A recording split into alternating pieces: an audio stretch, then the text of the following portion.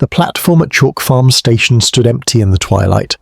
Gas lamps flickered against the November cold, casting trembling shadows across wet brick and iron. The last train had departed 20 minutes past 7, carrying clerks and shopgirls back toward the safety of hearth and home. But one passenger had never arrived at her destination. Emma Elizabeth Smith, 17 years old, daughter of a respectable draper, had boarded the northbound Metropolitan Railway at King's Cross at 6:30. 3 stations later, she had vanished as completely as if the earth itself had opened beneath the carriage floor. Her ticket lay discarded on the platform at Chalk Farm, torn and muddied. Her hat pin was discovered wedged between the wooden slats near the ladies' waiting room.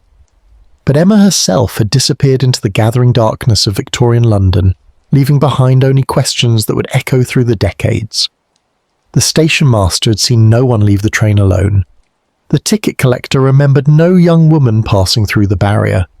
The other passengers, when questioned, recalled nothing unusual, only the ordinary rattle and hum of an evening journey through the smoke-stained heart of the empire. And so the mystery began, on a November evening, when the fog rolled in from the Thames and swallowed a girl whole, leaving behind only the whisper of her name and the terrible silence of her absence. Chapter 1. The Draper's Daughter. Good evening and welcome to the Bedside Historian. The night is quiet now, and the world outside has settled into darkness. Wherever you are listening from, whatever hour the clock shows in your corner of the world, I hope you have found a moment of stillness. Before we begin our journey backward through time, if you find comfort in these tales from history's shadows, please consider subscribing to this channel. Your support helps us continue exploring the forgotten corners of the past, one story at a time. Tonight, we descend into the autumn of 1888, into the fog-wrapped streets of Victorian London, where a young woman stepped onto a train and vanished into silence. Let us drift backward now, to a world lit by gaslight and governed by the strict rhythms of empire, where the railways carved iron tunnels beneath the ancient city, and where some souls simply disappeared without trace or reason. The house on Wilmington Street stood narrow and respectable among its neighbours, 3 stories of soot-darkened brick with white-painted window frames that Emma's mother cleaned every Saturday morning. The Smith family occupied the upper floors, while the ground level served as the draper's shop where Thomas Smith sold cloth by the yard to the housewives and seamstresses of Clerkenwell. The shop bell rang throughout the day, a small brass voice announcing customers who came for muslin and wool, for ribbon and thread, for the materials from which the modest garments of working London were constructed. The Smiths were neither wealthy nor poor, but occupied that careful middle station of Victorian life, where respectability was maintained through constant effort, and where any slip might send a family tumbling downward into the abyss of poverty that yawned beneath the city's cobblestones. Emma Elizabeth Smith had been born in that house 17 years earlier, in the winter of 1871, delivered by a midwife who attended most of the births in the neighbourhood. She was the eldest of 4 children, followed by 2 brothers and a sister, and from her earliest years she had been trained in the duties expected of a draper's daughter. She could measure cloth with precision, calculate prices in her head, and speak to customers with the careful politeness that commerce required. Her education had been thorough if limited. She could read and write with clarity, manage household accounts, and play simple hymns on the upright piano that stood in the parlour. She attended services each Sunday at St. James' Church on Clerkenwell Close, where her family occupied the same pew they had claimed for 2 generations. Her life unfolded according to the patterns that governed thousands of young women in London during those years, a life of duty and routine, of small pleasures and smaller expectations. The autumn of 1888 had brought changes to the Smith household. Emma's father had taken on an apprentice, a young man named William Garrett, who worked in the shop and lodged in the attic room. The additional income allowed certain modest improvements: new curtained curtains for the parlour, a carpet for the stairs, a roast on Sundays rather than merely on holidays. Emma herself had begun attending evening classes in bookkeeping at the Holborn Institute. travelling twice weekly to learn the skills that might secure her a position as a clerk or perhaps even allow her to manage the shop's accounts. Her parents harboured quiet hopes that she might attract the attention of a suitable young man, perhaps a clerk or a tradesman's son, someone who could provide the security of marriage and remove the burden of her keep from the family economy. But Emma seemed in no hurry toward matrimony. She walked through her days with a quietness that her mother sometimes worried over, a tendency toward solitary thought that marked her as different from her more gregarious siblings. On the morning of November 6th, Emma had risen at 6 o'clock as she did every day. The house was old, and frost traced delicate patterns across the window glass. She dressed in the darkness, pulling on the layers required by the season: chemise and corset, flannel petticoat, wool dress of dark green that buttoned to the throat, jacket against the chill. She pinned her brown hair into a simple knot and secured it with the tortoiseshell pins her grandmother had given her. Downstairs, the kitchen fire had been lit by the maid-of-all-work who came each morning, and Emma ate her breakfast of bread and butter with tea, sitting at the scarred wooden table where the family took their meals. Her father was already in the shop arranging the day's display. Her mother was attending to the younger children, hurrying them through their own preparations for school. The morning passed in ordinary fashion. Emma helped her mother with the washing, carrying water from the scullery, and feeding damp linens through the mangle. Her hands reddened in the cold water, and steam rose around her face as she worked. At midday she ate bread and cheese standing at the kitchen table, then spent the afternoon mending shirts for her brothers, her needle moving in the steady rhythm she had learned as a child.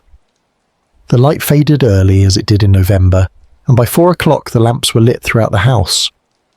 Emma worked by the parlour window where the gaslight was strongest, her head bent over her work, her face calm and unremarkable in its concentration.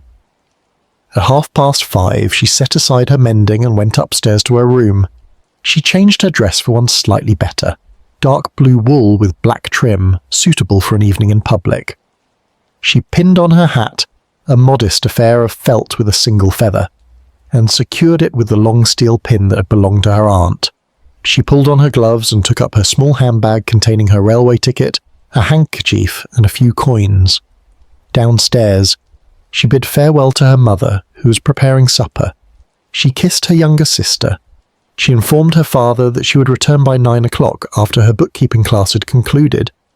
He nodded from behind the shop counter, barely looking up from the account book where he was recording the day's sales. Emma stepped out into Wilmington Street at 20 minutes before 6. The evening was cold and damp, with fog beginning to gather in the narrow lanes. Gas lamps glowed at intervals, their light turning the fog to a luminous yellow haze. She walked with the careful step of a young woman conscious of her respectability, keeping to the centre of the pavement, avoiding the mud and refuse that collected near the gutters. Other pedestrians passed her in the gloom, clerks hurrying home, shopgirls in groups for safety, an occasional gentleman in top hat and overcoat. The sounds of the city surrounded her, the clatter of cartwheels on cobblestones, the cry of a street vendor selling roasted chestnuts, the distant whistle of a train.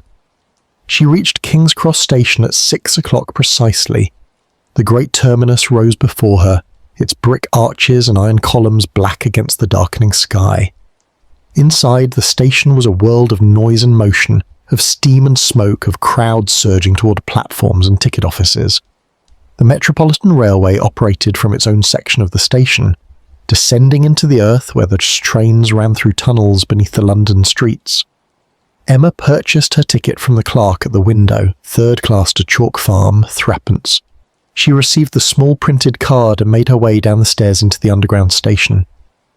The platform was crowded with evening travellers, men and women pressed together in the close air that smelled of coal smoke and damp wool. The gaslight flickered on the curved brick walls. Water dripped somewhere in the darkness beyond the platform edge. Emma waited among the crowd, her hands folded over her handbag, her face composed. When the train arrived, it came with a rush of hot air and a screech of brakes, the engine's headlamp cutting through the tunnel darkness. The carriages were already full, but Emma found space in a 3rd-class compartment, squeezing onto a wooden bench between a woman carrying a basket and a clerk with a newspaper. The doors slammed shut, the whistle blew. and the train lurched forward into the tunnel, carrying Emma Elizabeth Smith toward whatever fate awaited her in the underground darkness of London. No one in that compartment, no one on that platform, no one in the house on Wilmington Street could have known that they were witnessing the last ordinary moments of Emma's life. She was simply one more young woman among thousands travelling through the evening city, her thoughts her own, her destination assumed to be as certain as the stations marked on the railway map. But somewhere between King's Cross and Chalk Farm, between the known world and the darkness beyond, Emma would step out of history and into mystery, leaving behind only questions that would never find their answers. Chapter 2: The Metropolitan Railway. The Metropolitan Railway had opened 25 years earlier, in January of 1863, the first underground railway in the world. It ran beneath the streets of London like an iron vein, carrying passengers through tunnels that had been carved from the ancient clay and rock upon which the city stood. The engineering had been magnificent and terrible in equal measure. Thousands of labourers had dug through the earth with picks and shovels, shoring up the tunnels with brick arches, laying track through passages that had never known sunlight. Men had died in that construction, crushed by cave-ins, poisoned by gas, drowned when underground streams broke through the tunnel walls. Their bodies were buried in parish cemeteries with small headstones that recorded only names and dates, no mention of the underground kingdom they had helped to build. By 1888, the Metropolitan Railway carried 50,000 passengers each day through its network of tunnels and stations. The trains ran from early morning until nearly midnight, their engines burning coke that filled the tunnels with smoke and steam.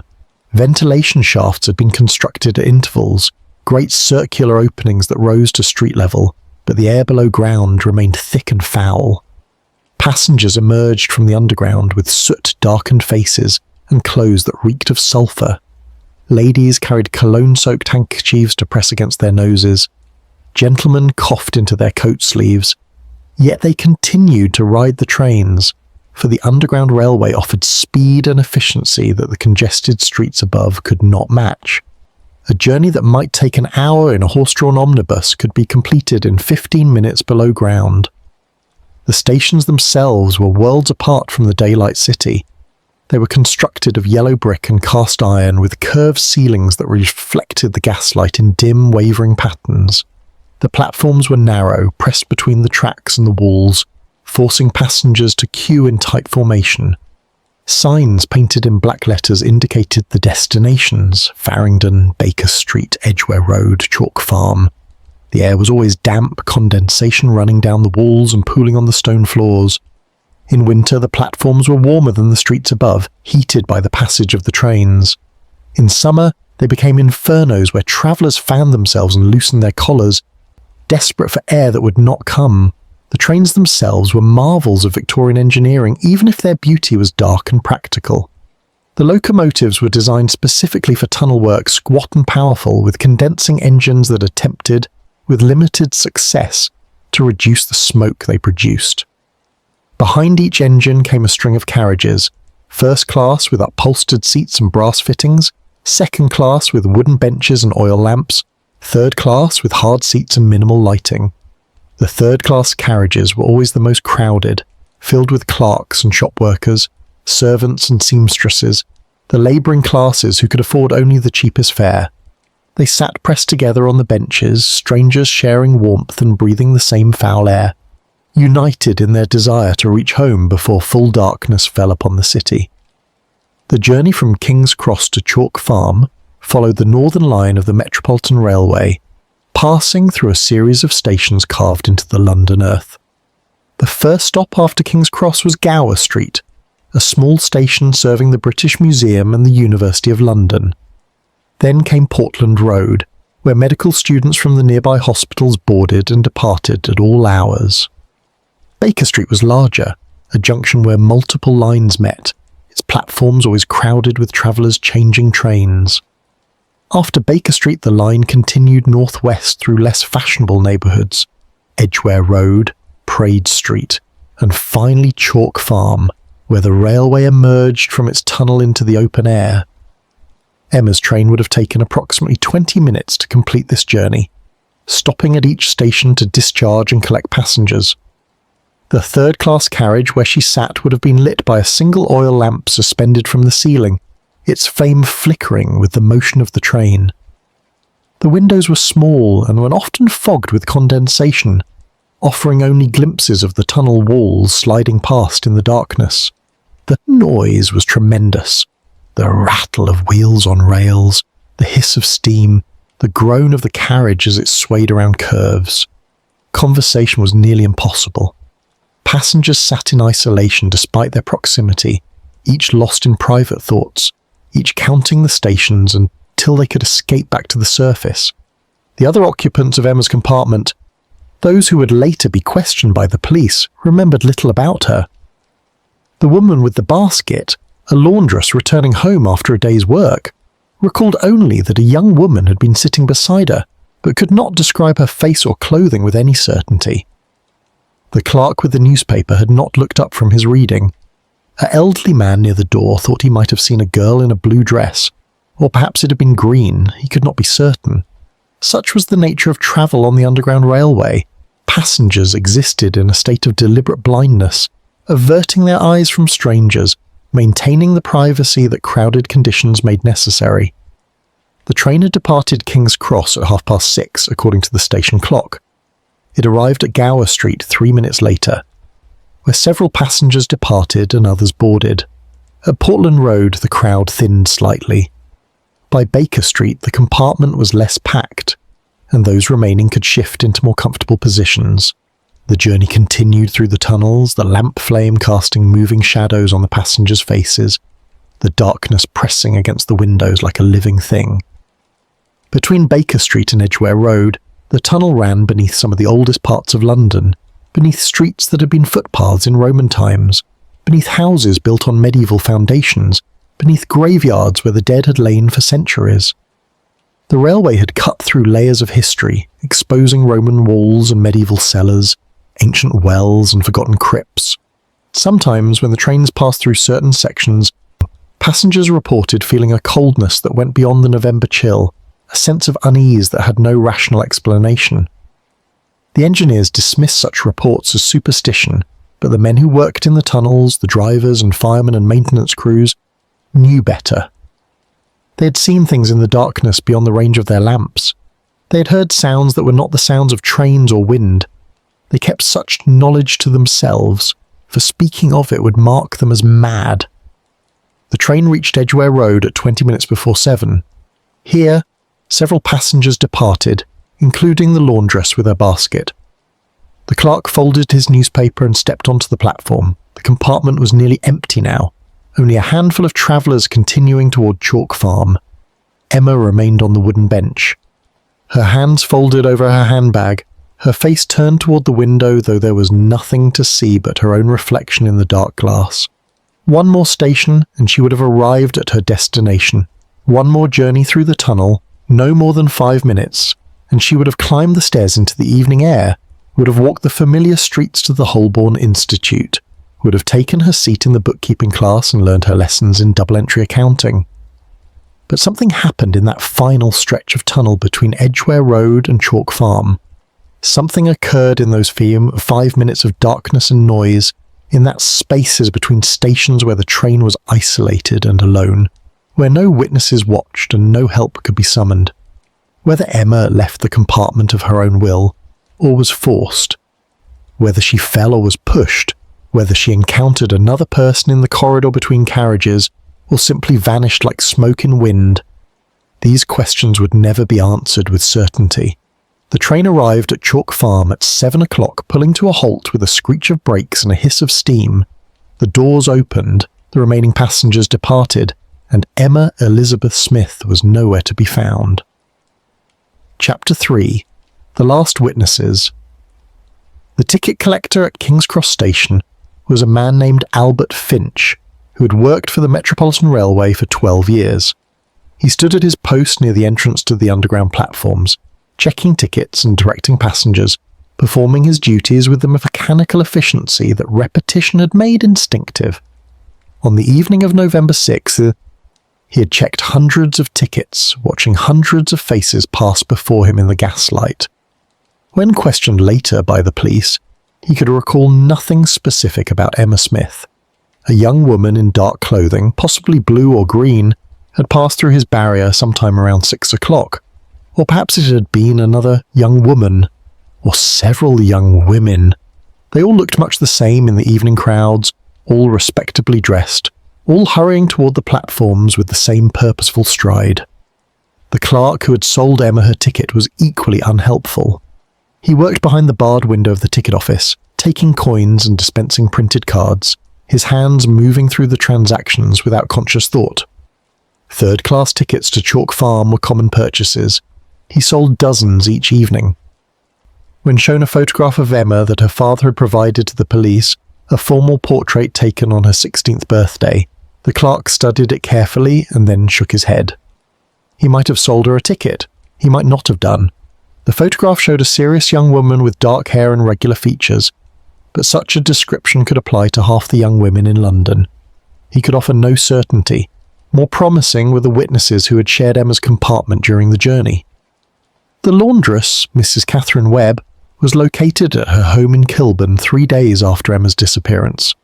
She told the police inspector that she remembered the journey clearly, for she had been carrying a heavy basket of clean linens and her arms had ached throughout the ride. A young woman had sat beside her, pressed close by the crowded conditions. Mrs. Webb recalled that the girl had been wearing a dark dress, though whether blue or green or brown she could not say with certainty. The gaslight in the carriage had been dim, casting everything in shades of shadow.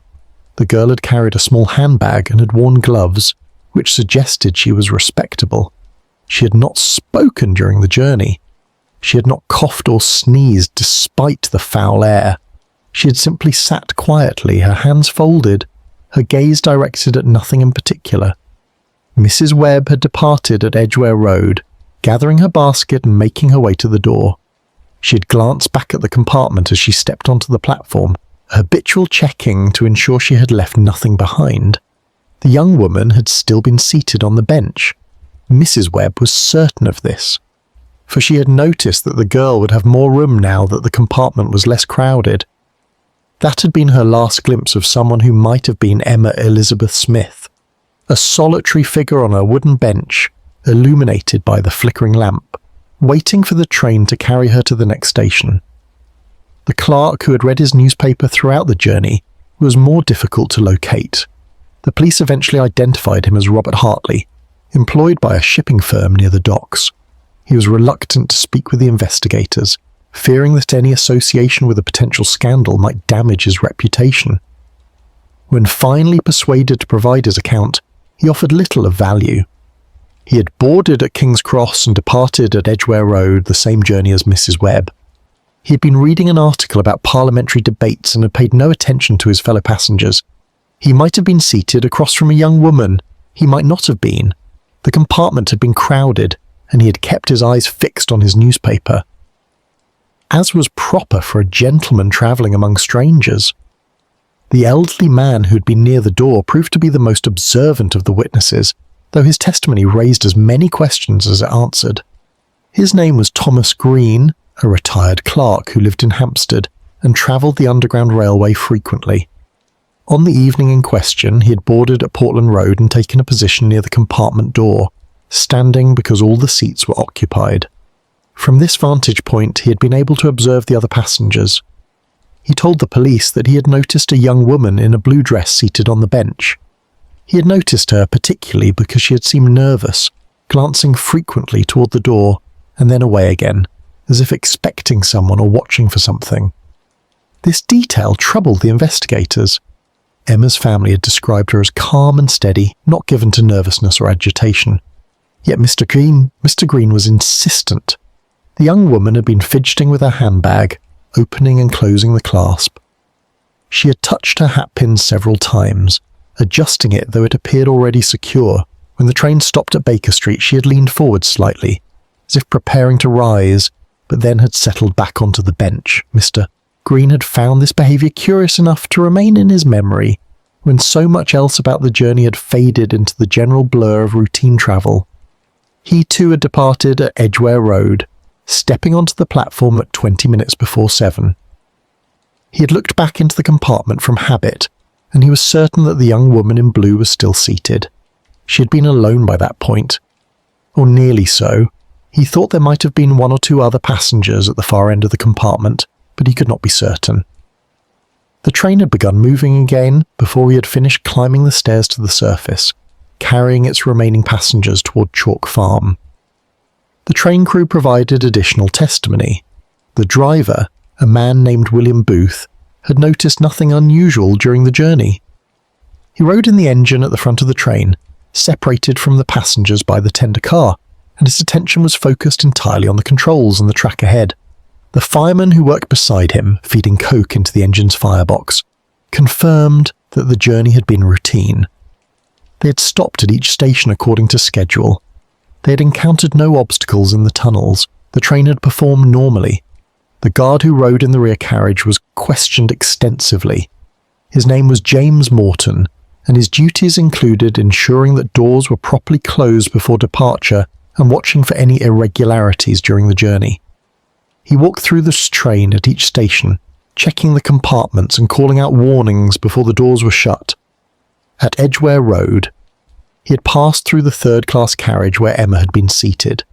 He recalled seeing passengers in the compartment, but he could not say how many or describe them individually. His concern was only that the compartment was not dangerously overcrowded, and that no one was attempting to ride without a ticket. Between Edgware Road and Chalk Farm, Guard Morton had remained in his position at the rear of the train. The journey took 5 minutes. He heard nothing unusual above the ordinary noise of the moving train. He saw nothing through the small windows of his compartment except the brick walls of the tunnel sliding past in the darkness. When the train arrived at Chalk Farm, he had disembarked and walked the length of the platform, watching passengers depart. He could not recall seeing a young woman in a blue dress among them, but neither could he recall not seeing her. The platform had been dimly lit and crowded with people hurrying toward the stairs. The station master at Chalk Farm, Arthur Wilson, maintained that he had been at his post throughout the evening. His station was smaller than King's Cross, serving a residential neighbourhood rather than a major terminus. The platform was above ground, open to the November air, and the evening had been cold enough that Wilson had remained inside the ticket office, emerging only when trains arrived. He had been present when the 7 o'clock train pulled in from the south. He had watched passengers depart and had seen no one who remained on the platform after the crowd dispersed. He had found Emma's ticket later that evening torn and muddied, lying near the edge of the platform.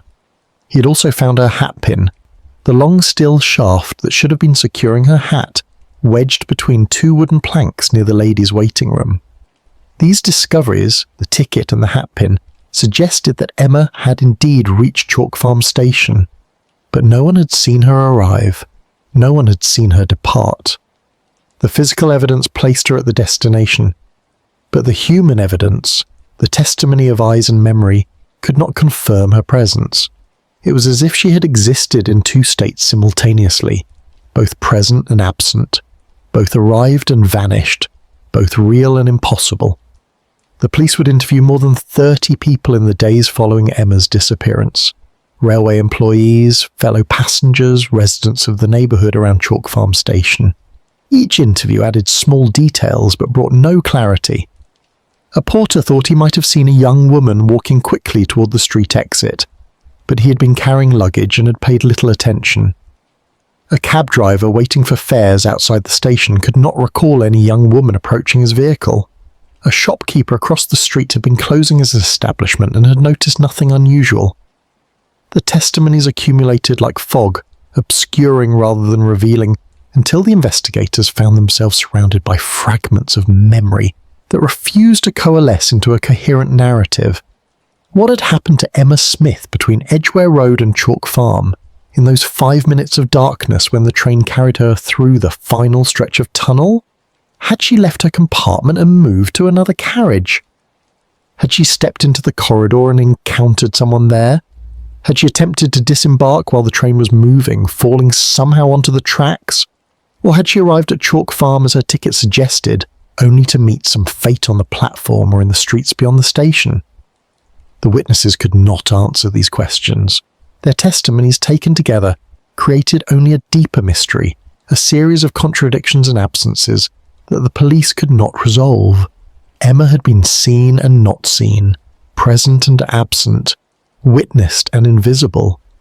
And somewhere in that space between certainty and doubt, between the last confirmed sighting and the evidence of her arrival, she had slipped out of the known world and into the darkness that would hold her still. Chapter 4. The Discovery. Hannah Smith had not been unduly worried when her daughter failed to return home by 9 o'clock. Emma's bookkeeping class sometimes ran late, particularly when the instructor was demonstrating a complex accounting principle. The walk from the Holborn Institute to Wilmington Street took 20 minutes, longer if the streets were crowded or the weather foul.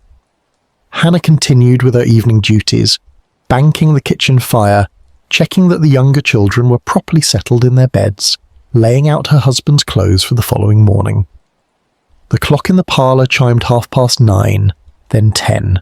Still she maintained her composure, though a small unease had begun to grow beneath her ribs, a mother's instinct that something was not as it should be. By 10:30, the unease had become worry. Thomas Smith closed the shop and came upstairs, his account books under his arm.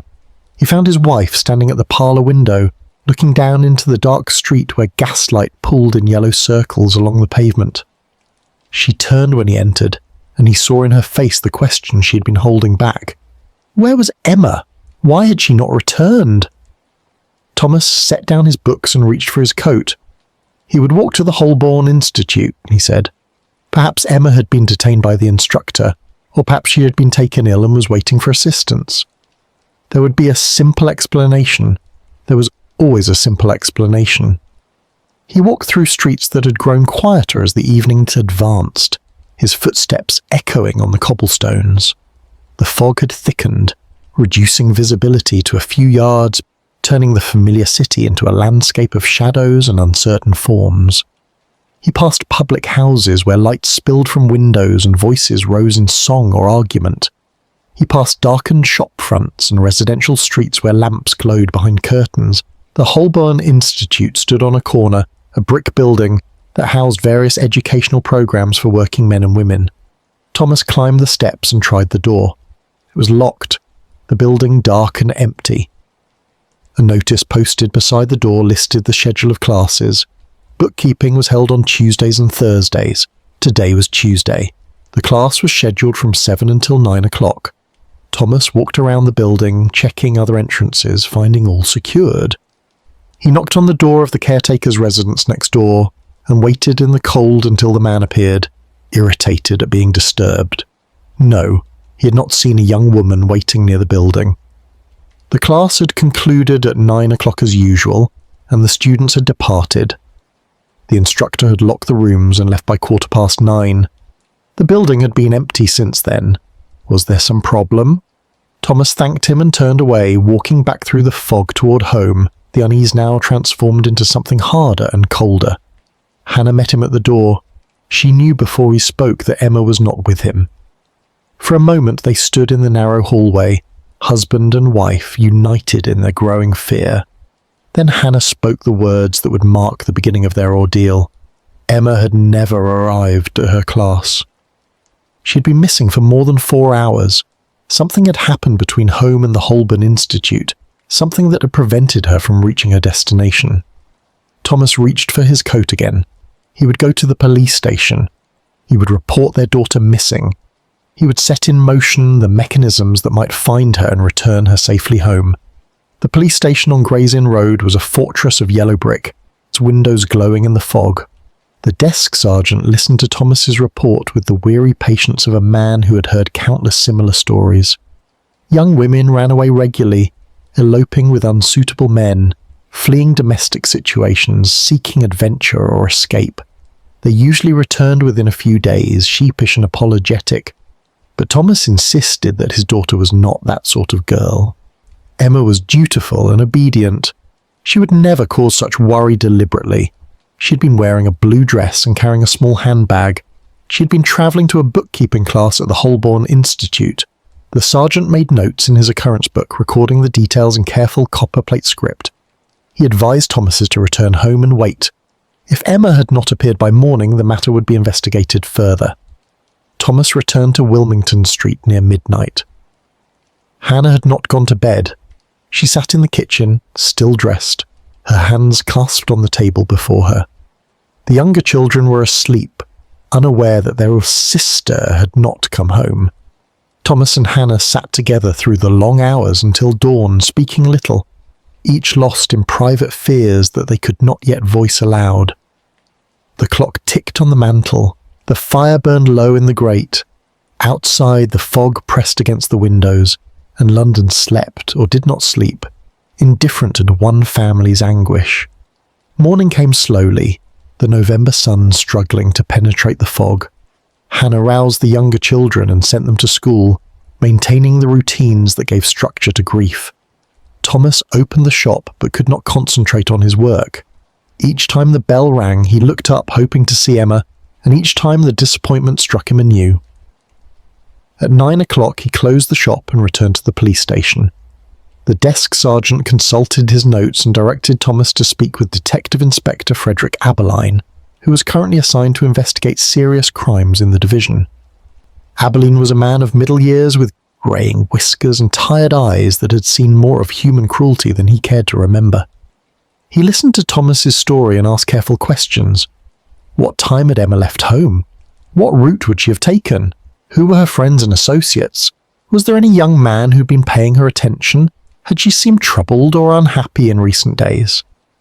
Thomas answered as best he could, describing his daughter's habits and character, insisting that she would not have disappeared voluntarily. Abberline made extensive notes and then made a decision that would shape the investigation to follow. He would send men to search the route between Wilmington Street and the Holborn Institute. He would question the staff and students at the Institute, and he would inquire at the Metropolitan Railway, for Emma would have needed to travel by train to reach her destination. The inquiry at the Metropolitan Railway yielded the first tangible evidence. The ticket clerk at Chalk Farm Station reported that he had found a torn ticket on the platform the previous evening, a third-class fare from King's Cross to Chalk Farm.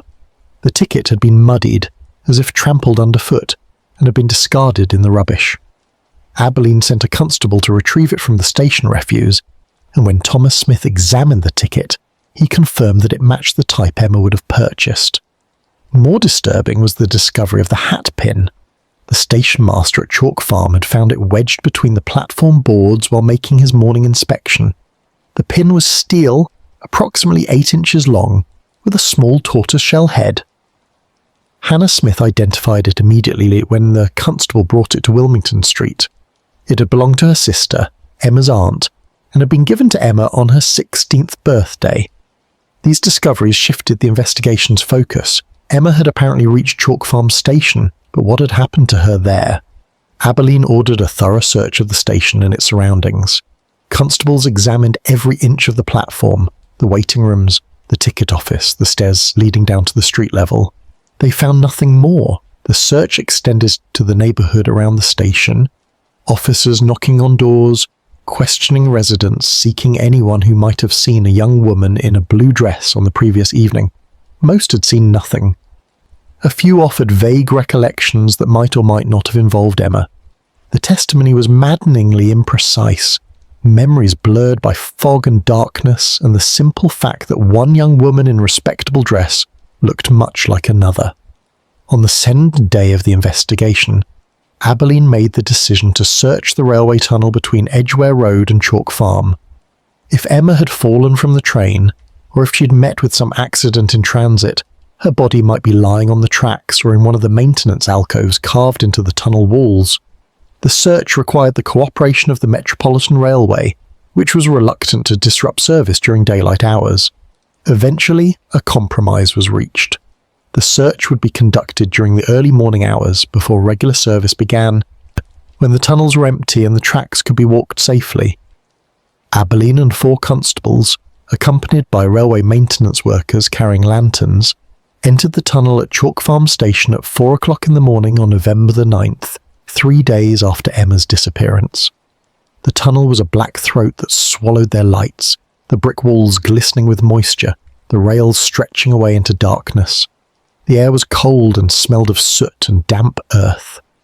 The men walked slowly, their lanterns casting moving shadows, examining every inch of track, every alcove and service passage, every place where a body might have fallen or been concealed. The tunnel extended for nearly a mile, curving beneath the London streets, and the search took hours. They found debris and rubbish, a few coins dropped by passengers, the carcass of a rat. They found no trace of Emma Elizabeth Smith. The tunnel yielded nothing but darkness and the echo of their own footsteps on the ballast between the rails. The investigation was expanding now, radiating outward from the known facts like ripples from a stone dropped in dark water. More witnesses were interviewed. Railway employees were questioned repeatedly. The students and instructor at Emma's bookkeeping class were asked if she had seemed troubled or had mentioned plans to go anywhere other than home. No one could offer anything useful. Emma had been unremarkable in her ordinariness. A quiet girl who attended her lessons and then vanished as if she had never existed at all. Newspapers began reporting the story and public interest grew. The disappearance of a respectable young woman from a Metropolitan Railway train captured the imagination of a city already fascinated by mystery and danger. Theories multiplied. Emma had been abducted. She had eloped with a secret lover. She had fallen from the train and been killed, her body somehow overlooked in the tunnel search. She had been murdered by a stranger or someone she knew. The speculation fed on itself, growing wilder and more elaborate, while Abberline and his men continued their methodical investigation, accumulating facts that explained nothing and led nowhere. Chapter 5. The investigation begins. Frederick Abberline had been a detective for 17 years, and he had learned that most missing persons cases resolved themselves within days. Young women returned from assignations with unsuitable men. Confused elderly people were found wandering in familiar neighbourhoods. Children who had run away came home hungry and contrite. But something about the Emma Smith case troubled him from the beginning, quality of wrongness that his experience recognised even when logic could not yet explain it. The torn ticket and the abandoned hatpin suggested violence or struggle. The complete absence of witnesses suggested either careful planning or extraordinary circumstance. And the location of the disappearance, the Underground Railway with its tunnels and crowds and mechanical indifference, suggested possibilities that Abberline found deeply unsettling. He established an incident room at the police station on Gray's Inn Road, requisitioning a small office where he could organise the growing volume of information. A large map of the Metropolitan Railway was pinned to one wall, with stations marked and the route from King's Cross to Chalk Farm traced in red ink. On a second wall, he posted a timeline of Emma's movements on November the 6th, from her departure from Wilmington Street at 20 minutes before 6 until the discovery of her belongings at Chalk Farm Station. The timeline had a gap in it, a space of approximately 30 minutes between the last confirmed sighting at Edgware Road and the finding of the ticket and hatpin. Everything that mattered had happened in that gap, and Abberline had no way to see into it. He assigned 3 constables to work under his direction, men he trusted to be thorough and discreet. Together, they began the painstaking work of reconstructing Emma's final journey. They travelled the route from King's Cross to Chalk Farm repeatedly, boarding trains at different times of day, observing the passengers and the stations, learning the rhythm of the Underground Railway. They interviewed every railway employee who had worked on November 6th, from ticket clerks to platform sweepers, seeking anyone who might remember something useful. Most remembered nothing. The sheer volume of passengers made individual recollection nearly impossible. Thousands of people travelled the Metropolitan Railway each day, their faces blurring together into an indistinguishable mass. Abberline focused particular attention on the stretch of tunnel between Edgware Road and Chalk Farm. He obtained detailed engineering drawings from the Metropolitan Railway, studying the tunnel's construction, its access points, its service passages and ventilation shafts, The tunnel was relatively straight, with no sharp curves or unusual features. The track was well maintained. There were 3 ventilation shafts along its length, rising to street level through circular brick columns. There were also 6 emergency alcoves, small recesses in the tunnel walls where maintenance workers could shelter when trains passed. Each of these features was examined and searched. The ventilation shafts were too narrow for a person to climb. The emergency alcoves were empty except for tools and equipment. The possibility that Emma had fallen from the moving train was considered and investigated thoroughly. Abberline consulted with railway engineers about the design of the carriages. The doors of third-class carriages were not locked during travel. A passenger could open a door from the inside, though doing so would be dangerous and difficult while the train was moving. The compartments were designed to keep passengers safely enclosed, with high-back benches and partitions, but a determined or distressed person might conceivably force a door open. If Emma had done so, either deliberately or accidentally, she would have fallen onto the tracks. The subsequent train would have run over her body, or she would have been thrown against the tunnel wall by the impact of her fall. But the tunnel search had found no body, no blood, no torn clothing, no evidence whatsoever of such an accident. Abberline considered the possibility that a body might have been carried along the tracks by a train, dragged for some distance before being deposited elsewhere. He ordered searches of the tunnel sections beyond Chalk Farm, extending the investigation both north and south. Railway workers walked the tracks with lanterns during the early morning hours when no trains were running. They examined the areas around stations, the sidings and storage tracks, the maintenance yards. They found nothing. If Emma had fallen or been thrown from a train, her body had somehow disappeared without leaving any trace. Abberline next turned his attention to the people who had been aboard the train. He had already interviewed Mrs. Webb, Mr. Hartley and Mr. Green, the passengers who had shared Emma's compartment. Now he sought to identify and question everyone else who had been on that particular train. The Metropolitan Railway kept no passenger manifests, made no record of who travelled on which service. Abberline was forced to work through indirect means, placing notices in newspapers asking anyone who had travelled from King's Cross to Chalk Farm on the evening of November 6th to come forward. The response was limited. A few people remembered the journey vaguely. None remembered seeing Emma or anything unusual. The investigation was foundering on the fundamental anonymity of modern urban life, the way thousands of people could occupy the same spaces without truly seeing one another. The railway employees came under particular scrutiny. Abberline interviewed each one multiple times, checking their statements for inconsistencies, investigating their backgrounds for anything suspicious. The driver, William Booth, was a married man with 5 children who had worked for the Metropolitan Railway for 8 years. He had never been accused of impropriety. The fireman was younger, unmarried, but similarly unremarkable. The guard, James Morton, had been with the railway for 12 years and lived with his elderly mother in Kentish Town. Abberline could find nothing in any of their histories to suggest involvement in Emma's disappearance. They were ordinary working men, performing ordinary duties, as bewildered by the mystery as everyone else. The station master at Chalk Farm, Arthur Wilson, was questioned extensively about his discovery of the ticket and hat pin. He maintained that he had found them during his evening inspection on November the 6th, the ticket near the platform edge, the hat pin wedged between the boards closer to the waiting room. The items had not been there when he had checked the platform before the 7 o'clock train arrived. Therefore, they must have been dropped or discarded after the train departed. This suggested that Emma had been on the platform, at least briefly, but Wilson had been in his ticket office during the train's arrival and had not observed the passengers closely. He could not say whether Emma had been among them. Abberline arranged for the hat pin and ticket to be photographed, and copies of the photographs were distributed to constables throughout the division. Perhaps someone had seen a young woman dropping or losing these items. Perhaps someone had witnessed a struggle on the platform. The photographs were shown to residents and shopkeepers in the neighbourhood around Chalk Farm station. Most people glanced at them briefly and shook their heads.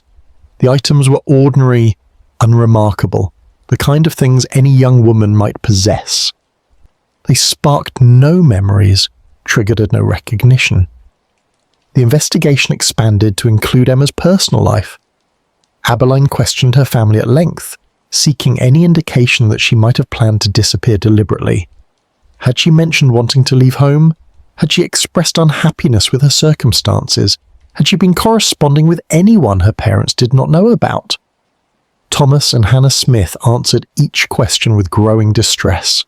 Emma had been content with her life, they insisted. She had been a dutiful daughter. She had expressed no desire to go anywhere.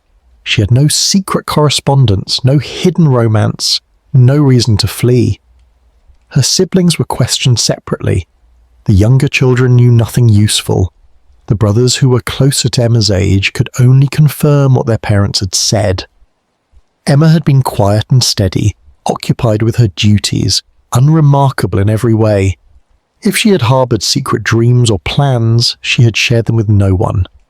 Abberline interviewed Emma's friends from church and from the neighbourhood. He spoke with the instructor at her bookkeeping class. He questioned the shopkeepers on Wilmington Street and the servants in neighbouring houses. The portrait that emerged was consistent and frustratingly uninformative. Emma Smith had been an ordinary young woman living an ordinary life. Nothing in her character or circumstances suggested any reason for her to vanish. Abberline considered the possibility of foul play by someone Emma knew. Perhaps a rejected suitor had abducted her. Perhaps a family member or acquaintance had some grudge or motive unknown to the police. He investigated the apprentice who lodged in the Smith household, William Garrett. The young man was 19 years old, the son of a tradesman from Shoreditch. He had been working for Thomas Smith for 8 months and had given no cause for complaint.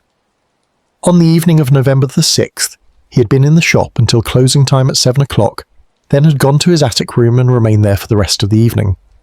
The family had heard him moving about overhead while they waited for Emma to return. He seemed genuinely shocked by her disappearance and could offer no explanation for it. Other men in Emma's acquaintance were identified and questioned. The verger at St. James Church, who had spoken with her after services. A young clerk who worked in a shop near her father's establishment and had apparently admired her from a distance. A cousin who had visited the family occasionally. None of them had seen Emma on November 6th. None of them could be connected to her disappearance in any way. Abberline found himself investigating shadows, pursuing leads that dissolved into nothing, accumulating information that explained nothing, and revealed nothing except the ordinary details of an ordinary life that had somehow ended in extraordinary circumstances. By the end of the first week, the investigation had generated hundreds of pages of notes and reports.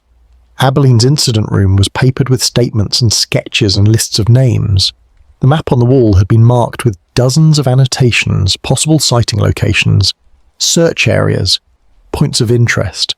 But beneath all this activity, beneath the appearance of methodical progress, lay the uncomfortable truth that the investigation had produced no substantive leads. Emma Smith had vanished as completely as if she had never existed, leaving behind only 2 small objects and a growing file of unanswered questions. Abberline knew from experience that the longer a missing person remained missing, the less likely they were to be found alive. He did not share this knowledge with Emma's parents, but it informed every decision he made, lending urgency to his efforts, even as those efforts seemed increasingly futile. He authorised additional searches of the railway tunnels and stations. He expanded the investigation to include surrounding neighbourhoods, assigning constables to search parks, alleys, cellars, any place where a body might be concealed. The searches yielded nothing. London held its secrets tightly, and Emma Smith had become one of them.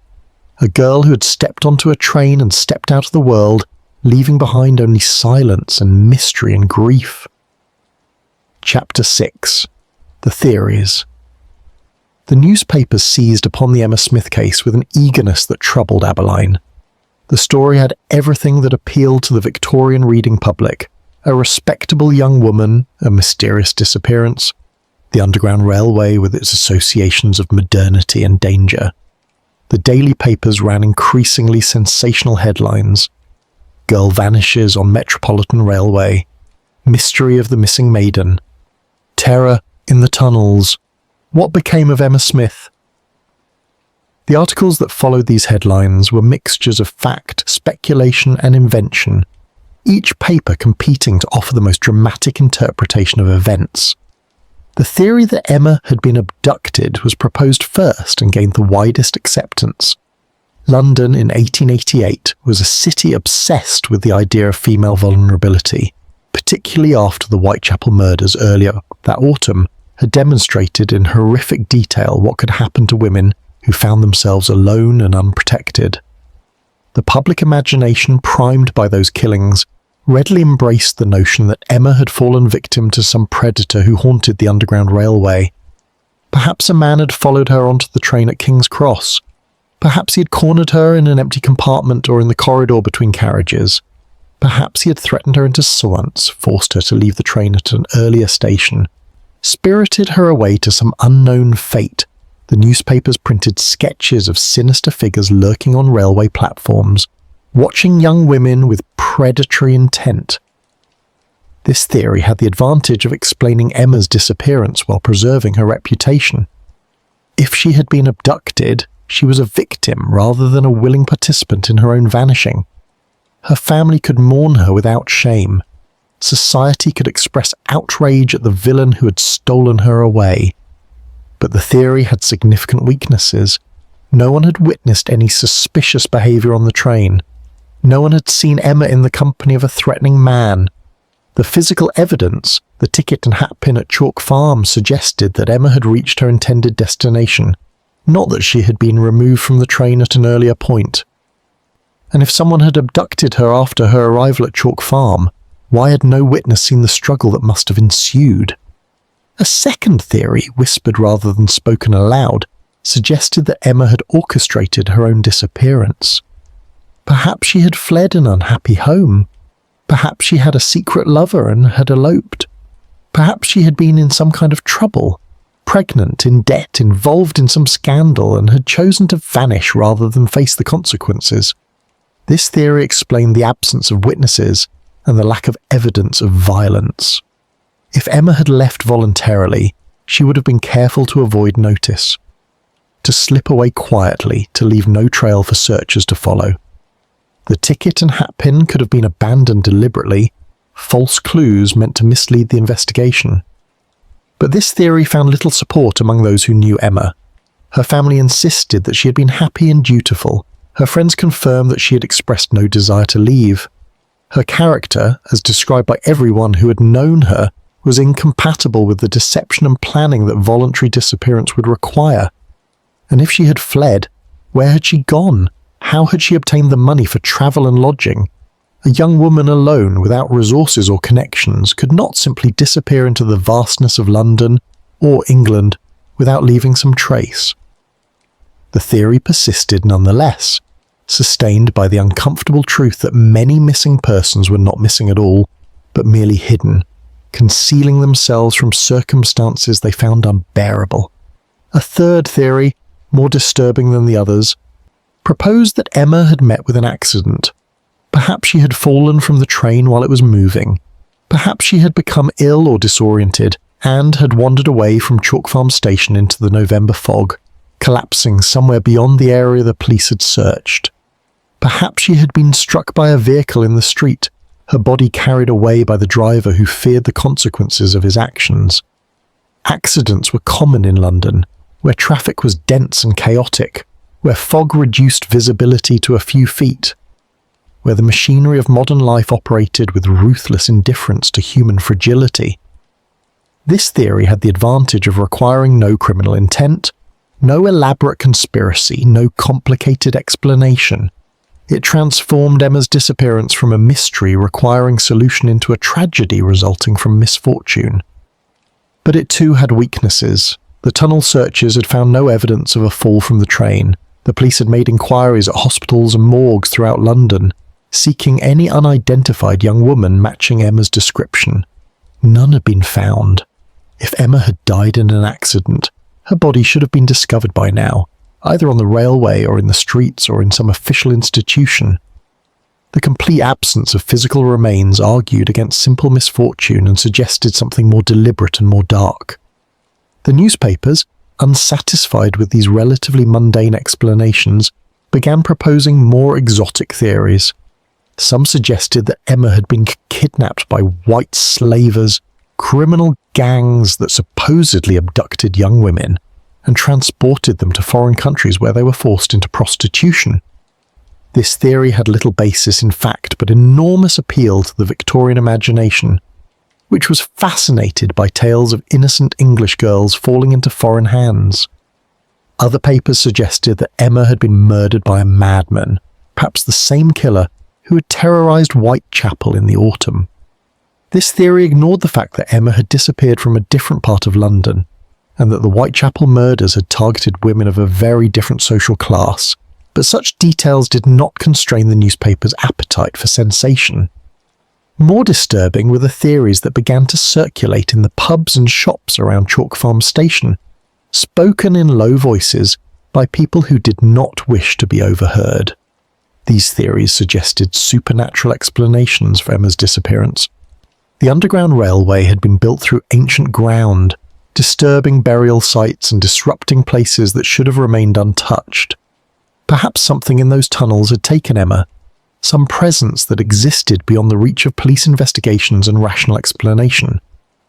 Perhaps she had stepped through some portal or opening, passing from the world of gaslight and iron into some other realm entirely. These theories were dismissed as superstition by educated people, but they persisted among those who worked in the tunnels and who knew that the Underground Railway was a stranger and more unsettling place than most passengers realised. Abberline heard all these theories and gave each of the consideration it deserved. He was a practical man who believed in evidence and logic, but he was also experienced enough to know that the world contained more darkness and strangeness than most people acknowledged. He did not dismiss any possibility out of hand, but neither did he allow speculation to distract him from the methodical work of investigation. He continued to gather facts, to interview witnesses, to search for the piece of information that would transform mystery into understanding. The public's fascination with the case brought both help and hindrance to the investigation. Letters arrived daily at the police station, some offering theories, others claiming to have seen Emma in various locations around London and beyond. Abberline assigned constables to follow up on each credible report. A young woman resembling Emma had been seen boarding a train at Euston Station. She had been observed walking near the docks in Shadwell. She had been spotted in a shop in Islington, in a church in Bloomsbury, in a park in Hampstead. Each report required investigation, and each investigation ended in disappointment. The women who had been seen were not Emma, or the witnesses had been mistaken, or the entire report had been fabrication. Other letters came from people claiming to have occult knowledge or psychic abilities. They offered visions of Emma's location, descriptions of her captor, predictions about when and where she would be found. Abberline read these letters with weary patience and filed them away. He had no faith in supernatural explanations, but neither could he afford to ignore any potential source of information, however unlikely. The desperate will grasp at any hope, and Emma's parents were desperate. They came to the police station daily, seeking news, accepting comfort from Abberline's assurances that the investigation continued even as those assurances grew increasingly hollow. The case attracted attention beyond London. Provincial newspapers reprinted the story. Reports of Emma's disappearance reached Scotland, Ireland, Wales. Letters arrived from people who claimed to have seen her in Manchester, in Liverpool, in Glasgow, in Dublin. Each claim was investigated as thoroughly as resources allowed, and each proved false. The search was expanding geographically, even as it was contracting temporally, the likelihood of finding Emma alive diminishing with each passing day, while the area that needed to be searched grew ever larger. Amateur detectives appeared, members of the public who believed they could solve the mystery that had defeated the police. They walked the railway route from King's Cross to Chalk Farm, searching for clues the constables had missed. They interviewed railway employees, asking questions that had already been asked and answered. They developed elaborate theories based on incomplete information and presented them to Abberline with the certainty of revelation. He listened politely to each presentation, thanked the theorists for their interest, and returned to his own methodical work. The theories multiplied and evolved, feeding on one another, growing more elaborate and less plausible. Emma had been abducted by a secret society. She had discovered some criminal conspiracy and had been silenced. She had been mistaken for someone else and kidnapped by error. She had been the victim of a case of mistaken identity, murdered by someone who believed she was a different woman entirely. Each theory had its advocates, each generated its own subsidiary speculations, and none brought the investigation any closer to truth. Abberline maintained his focus on the evidence, such as it was: the torn ticket, the abandoned hatpin, the testimony of witnesses who had seen nothing useful, the empty tunnel where no body had been found, the platform at Chalk Farm where Emma had apparently arrived, but from which she had apparently never departed. These facts were solid, verifiable, and maddeningly uninformative. They suggested Emma's presence without confirming it, indicated violence without demonstrating it, hinted at answers without providing them. And as November turned to December, as the days grew shorter and the fog thicker, as London settled into winter, the facts remained unchanged and the mystery remained unsolved. And the theories continued to accumulate like snow, falling on the ground that would yield nothing, reveal nothing, remember nothing but cold. Chapter 7. The Hidden World. Beneath the streets of London existed a population that the respectable citizens above rarely acknowledged and are never understood. They lived in the spaces between the civilized world and the darkness below, in cellars and coal holes, in abandoned buildings and railway arches, in the tunnels and passages that ran beneath the city like veins beneath skin. Some were criminals, hiding from the police, some were destitute, lacking any other shelter, some were mad, driven by poverty or misfortune beyond the boundaries of reason, and some were simply invisible, people who had fallen through the gaps in Victorian society and now existed in the shadows, neither fully present nor entirely absent from the world that had forgotten them. The Metropolitan Railway's tunnels provided shelter for some of these forgotten people. During the hours when no trains ran between midnight and 5 in the morning, they would descend into the darkness, finding spaces in the service alcoves, in the gaps between the tracks and the walls, in abandoned maintenance passages that connected to older tunnels from previous construction. The railway authorities knew about these nocturnal inhabitants but made little effort to remove them. It would have required constant vigilance, and the homeless would simply return the next night. As long as they caused no trouble and left before the first morning train, they were tolerated as one more inconvenience of operating an underground railway beneath a vast and troubled city. Abberline knew about this hidden population, and he understood that if any harm had come to Emma in or near the railway, these people might have witnessed it. The difficulty lay in finding them and persuading them to speak. The tunnel dwellers trusted no one, particularly not the police.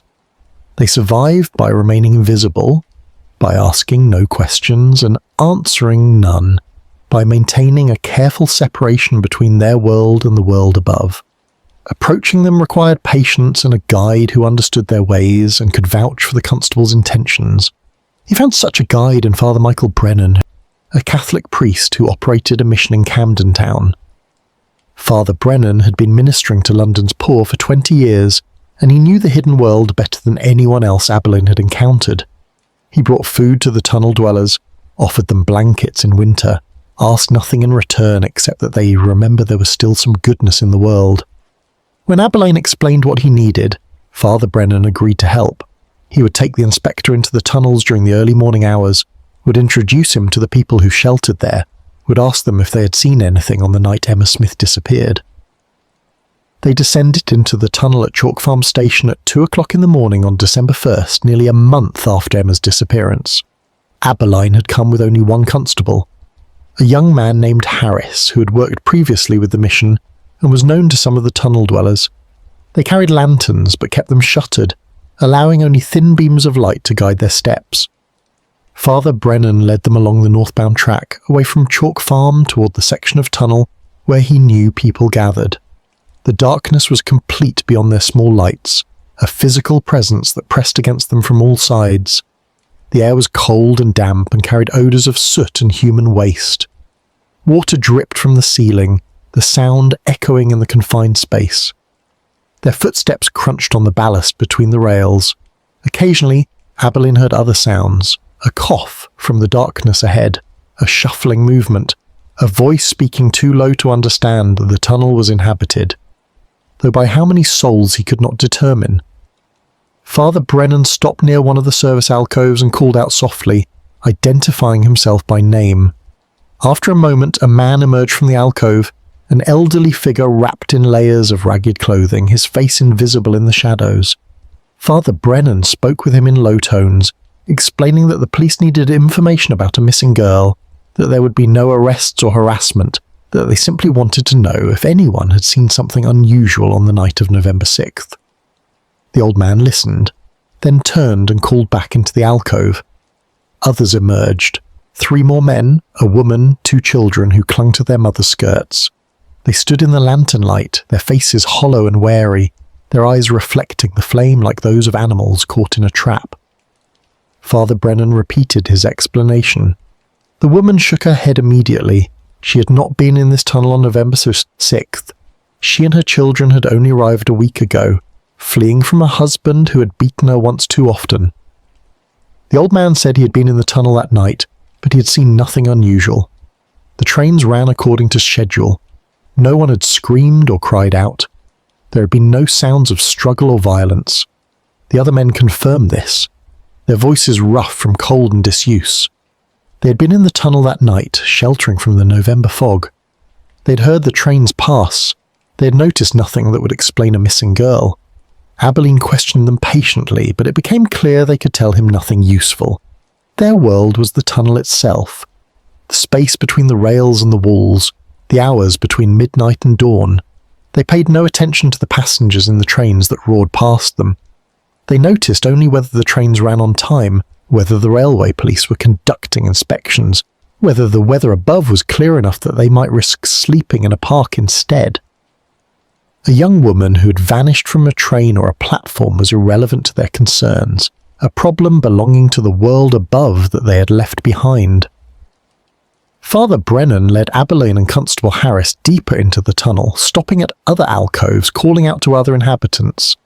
The pattern repeated at each location. The tunnel dwellers were willing to speak with the priest, but they had nothing to tell him. Some had not been in the tunnel on November 6th. Others had been there, but had seen nothing. Their testimony was consistent and unhelpful. The tunnel had been as it always was, dark, cold, inhabited by the forgotten people who sheltered there during the hours when the trains did not run. They reached the southern end of the search area near Edgware Road Station, and found a larger group gathered in an abandoned maintenance passage that branched off from the main tunnel. There were perhaps a dozen people here, men and women and several children huddled around a small fire built in an iron brazier. The smoke rose toward a ventilation shaft, and the fire's light cast dancing shadows on the brick walls. Father Brennan approached slowly, speaking gently, offering no threat. The group knew him, and they listened when he explained why the police had come. An old woman sitting near the fire spoke first. Her name was Agnes, and she had lived in the tunnels for longer than anyone could remember. Her mind was not entirely sound. She spoke of things that had happened decades ago, as if they were yesterday, and she claimed to see spirits in the darkness, but she was lucid enough to understand the question about Emma Smith. She had been in the tunnel on November 6th, she said. She had heard the trains running, and she had heard something else, something that had troubled her at the time, though she could not explain why. Abberline moved closer, kneeling on the cold stone floor to bring himself to her level. What had she heard? Agnes stared into the fire, her eyes distant. She had heard a sound, she said, during the time when a train was passing through the tunnel. It might have been nothing. It might have been her imagination, but it had sounded like a cry. A voice raised in fear or pain, audible for just a moment before being swallowed by the noise of the train. She had thought perhaps a bird had gotten into the tunnel or a cat, some animal in distress.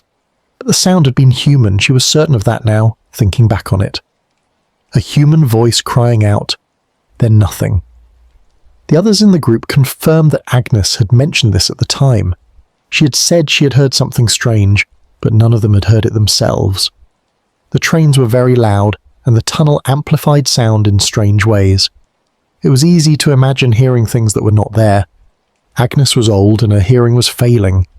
She sometimes heard voices that no one else could hear, but she insisted now, as she had insisted then, that she had heard a cry from somewhere in the tunnel, a moment of human distress cut short. Abberline asked if she could identify which train it had been, what time she had heard the sound. Agnes shook her head. The trains all sounded alike to her. They ran throughout the evening one after another, their passage marking time more reliably than any clock. The cry had come during one of those passages, but she could not say which. It might have been the 7 o'clock train from King's Cross, the one Emma had been riding, or it might have been a different train entirely. The darkness and the noise made certainty impossible. Could she identify where in the tunnel the sound had come from? Agnes gestured vaguely toward the main tunnel, somewhere between their current location and Chalk Farm Station. It had seemed close, but sounds in the tunnel were deceptive. Something that seemed near might be far away. Something distant might echo as if it were just beside you. She could offer no more precision than that. She had heard a cry. She thought it had come from the tunnel. That was all she knew. Abberline thanked her and rose to his feet. He questioned the others in the group, but none of them could add anything to Agnes's testimony. If there had been a cry, only she had heard it. Father Brennan suggested that they continue the search, that there were other groups farther along the tunnel, other people who might have witnessed something. But Abberline could see the futility of it. The tunnel dwellers lived in darkness and observed nothing of the world above. Their testimony, even when offered honestly, was unreliable. Agnes might have heard Emma cry out, or she might have heard something else entirely, some innocent sound transformed by distance and echo into the voice of a frightened girl. They emerged from the tunnel as dawn was breaking, climbing the stairs at Chalk Farm Station into cold morning air that seemed almost clean after the tunnel's closeness. Abberline stood on the platform, looking back down the stairs into the darkness below, considering what Agnes had told him. If Emma had cried out in the tunnel, what had provoked that cry? Had she been attacked while the train was moving? Had she fallen? Had she seen something that frightened her? The cry, if it had truly occurred, suggested fear and possibly pain. But without knowing its source or context, Abberline could make no use of the information. He thanked Father Brennan for his assistance and walked back to the police station through streets that were beginning to fill with early morning traffic. The investigation had taken him into the hidden world beneath London, and he had found there only more darkness, more uncertainty, more questions without answers. The tunnel dwellers could not help him find Emma. They existed in a parallel world that touched the ordinary world only briefly, in those moments when a train passed through the darkness carrying passengers who never imagined what lay beyond the windows they could not see through. Emma had passed through that darkness, and the darkness had kept her, and those who lived in the darkness had noticed nothing at all. Chapter 8. The Other Disappearances. The letter arrived at the police station on December the 7th, addressed to Detective Inspector Abberline in a careful feminine hand. It came from Manchester, from a woman named Mrs. Eleanor Blackwood, and it began with an apology for intruding upon the inspector's time. Mrs. Blackwood had read about Emma Smith's disappearance in the newspapers, and the case had stirred memories of her own loss. Her sister, Catherine Winters, had disappeared 3 years earlier under circumstances that Mrs. Blackwood believed were remarkably similar. Catherine had been travelling on the London and North Western Railway from Euston to Watford on an evening in September of 1885. She had boarded the train in the company of other passengers. She had never arrived at her destination. Her ticket had been found at Watford Station, torn and discarded. No trace of Catherine herself had ever been discovered. Abberline read the letter twice, then placed it carefully on his desk. He sat for a moment, considering its implications. Then he took a clean sheet of paper and began drafting a reply. He needed more information about Catherine Winters' disappearance. Dates, times, descriptions, the details of the investigation that followed. He needed to know if there had been other cases, other young women who had vanished from trains in circumstances that defied explanation. If Emma's disappearance was not unique, if it formed part of a pattern, then the investigation would need to expand in directions Abberline had not yet considered. Mrs. Blackwood's reply came 10 days later, accompanied by newspaper clippings and a photograph of her sister. Catherine Winters had been 21 years old, employed as a governess for a family in St Albans. She had been travelling to Watford to visit an elderly aunt on September 14, 1885. She had purchased a third-class ticket at Euston Station and had boarded the early evening train. The journey should have taken approximately 30 minutes.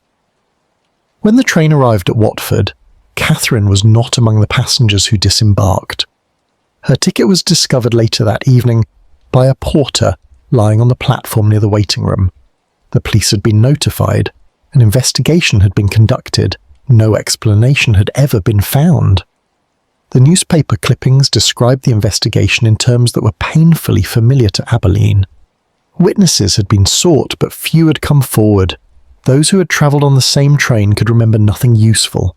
The railway had been searched without result. Theories had been proposed: accident, abduction, voluntary disappearance, but none could be proven. Catherine Winters had simply vanished, leaving behind only a torn ticket and a family that would never know what had become of her. The investigation had continued for several weeks and then had quietly been abandoned, the case remaining officially open but receiving no active attention. Abberline studied the photograph that accompanied Mrs. Blackwood's letter. Catherine Winters had been a plain young woman with serious eyes and dark hair pulled back in a simple style. She looked not unlike Emma Smith, he thought, not in specific features, but in that quality of respectable ordinariness that characterised thousands of young women in Victorian England, women who travelled alone out of necessity rather than choice, who occupied that vulnerable space between childhood dependence and the protection that marriage might provide, who were expected to navigate the modern world's dangers with only their respectability as armour. He began to make inquiries through official channels, writing to police stations in other cities, asking if they had records of similar disappearances. The responses came slowly, delayed by the Christmas season and the general inefficiency of correspondence between different jurisdictions, but gradually information began to accumulate. A young woman had disappeared from a train travelling from Liverpool to Manchester in July of 1886. Another had vanished while travelling from Birmingham to Wolverhampton in April of 1887. A third case, less clearly documented, involved a woman who had apparently disappeared from a train in Scotland, though the details were vague and the investigation had been minimal. Abberline created a new section in his incident room, a wall devoted to these other cases. He pinned up maps showing the railway routes where women had vanished. He posted photographs where available, descriptions where photographs did not exist. He compiled timelines, noting dates and circumstances. The pattern that emerged was disturbing in its consistency. All the women had been travelling alone. All had been young, between 17 and 25 years old.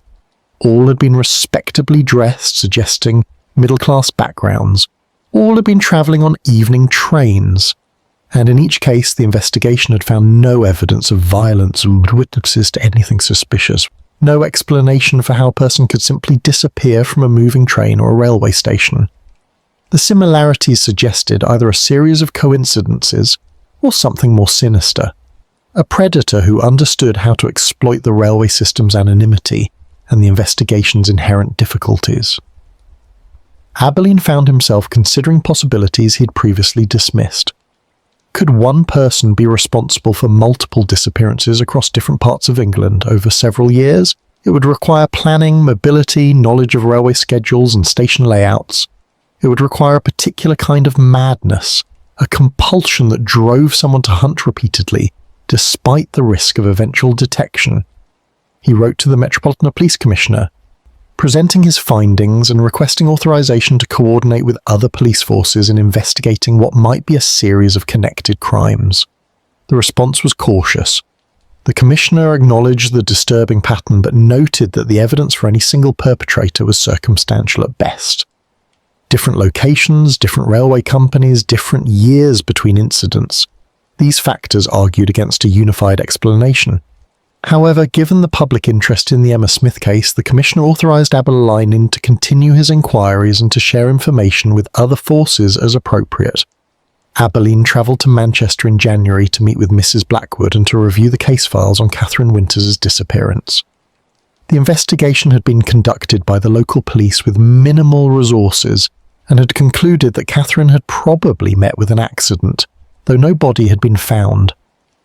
Mrs. Blackwood showed him her sister's belongings, the items that had been in Catherine's room at the family she worked for. Clothing, books, letters, a diary that recorded the ordinary details of a governess's life. There was nothing to suggest any plan to disappear, no hint of secret troubles or hidden circumstances. In the diary's final entries, written in the days before Catherine's disappearance, she had noted her anticipation of visiting her aunt in Watford. She had been looking forward to the journey, to a brief respite from her duties.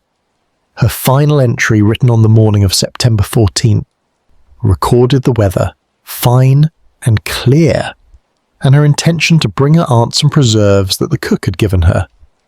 That evening she had boarded the train carrying a small bag with the preserves and her overnight necessities. Neither Catherine nor the bag had ever been found. Abberline returned to London with copies of the Manchester investigation files and a deeper sense of unease. The similarities between Catherine's case and Emma's were too precise to dismiss as coincidence. The torn tickets, the evening departures, the complete absence of witnesses or physical evidence. If the same person was responsible, then Emma's disappearance was not an isolated tragedy, but part of a larger horror that had been unfolding across England for years. He expanded his research, searching through old newspapers for reports of other missing women. Not all disappearances were investigated thoroughly. Not all were even reported to the police. Young women who were servants or factory workers, who had no families to advocate for them, might vanish without anyone noticing beyond their immediate employers. Abberline found references to several such cases, brief mentions in local papers, inquiries that had led nowhere. How many women had disappeared? How many cases had been dismissed as runaways or accidents? How many families were still waiting, as the Smiths were waiting, for answers that would never come? The investigation was expanding beyond Abberline's ability to manage alone. He requested additional constables and was granted 2 men who could work full-time on the case, together for up to... They began constructing a comprehensive record of female disappearances from railways throughout England, going back 5 years. The work was painstaking and often frustrating. Record-keeping varied enormously between different police forces. Some maintained detailed files. Others had only the barest documentation. Many cases had been closed with minimal investigation, deemed not worthy of sustained attention. By February of 1889, Abberline had documented 14 cases that fit the general pattern. Women travelling alone on trains who had disappeared without trace. Not all involved torn tickets or other physical evidence. Not all had received significant investigation. But the similarities were striking enough to suggest that something systematic was occurring, some predation that exploited the railway's particular vulnerabilities. The trains created opportunities for crime that had not existed before. They brought strangers together in confined spaces. They carried people through tunnels and countryside where observation was difficult or impossible.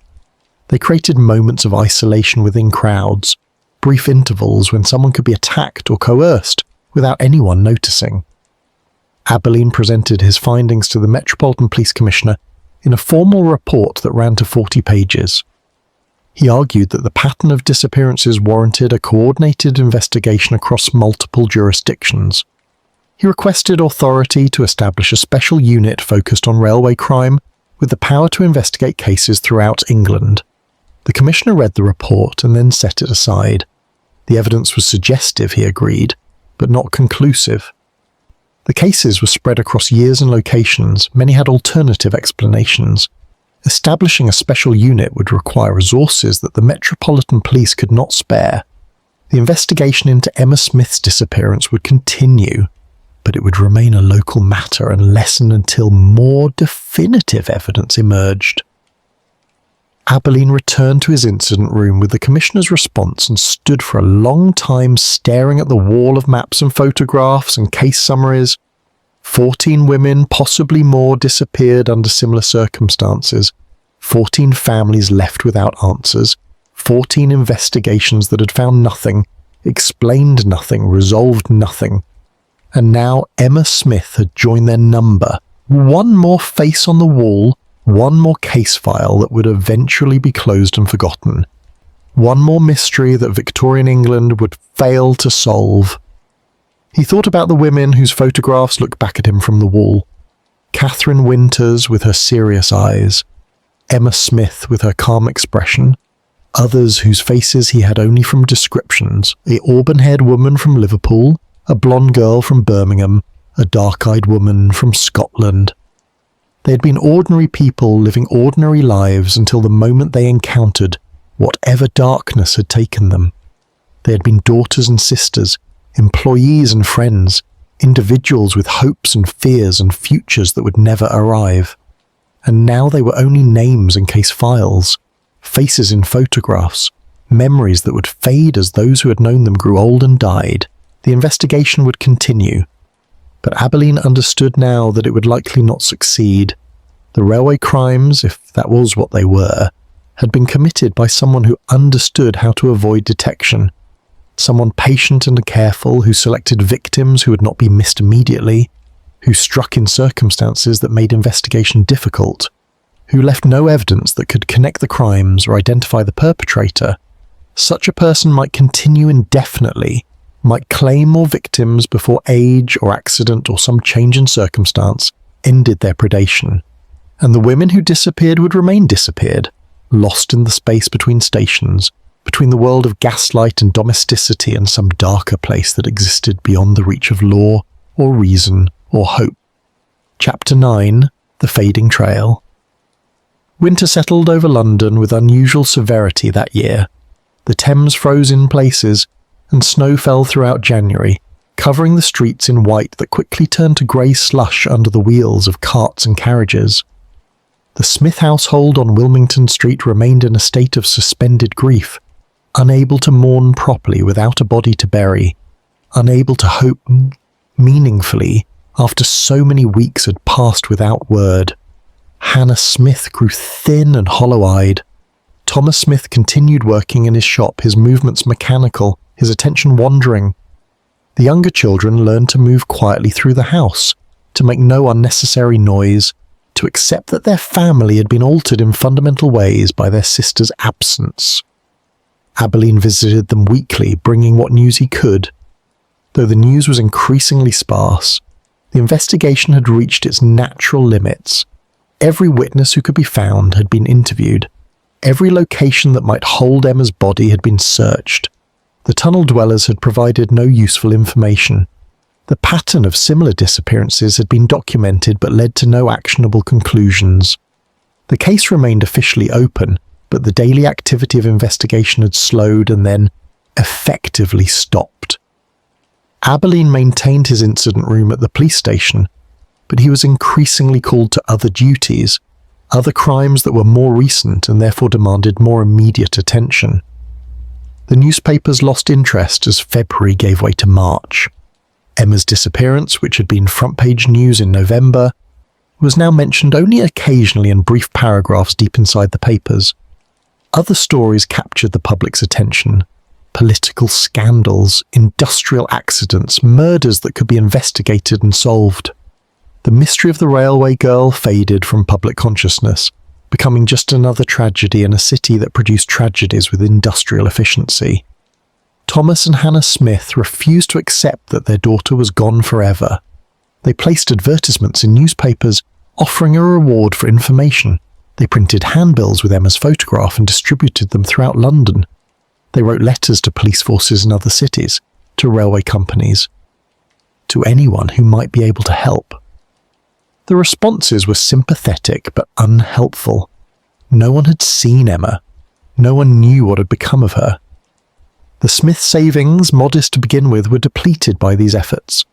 Thomas was forced to let the apprentice go, unable to afford his wages. The shop's business declined as Thomas's attention wandered and customers found service elsewhere. In March, a body was found in the Thames near Blackfriars Bridge. It had been in the water for some time and identification was difficult. The police contacted Thomas Smith, fearing that the remains might be his daughter. Thomas went to the mortuary with Abberline, steeling himself to look upon whatever the river had preserved.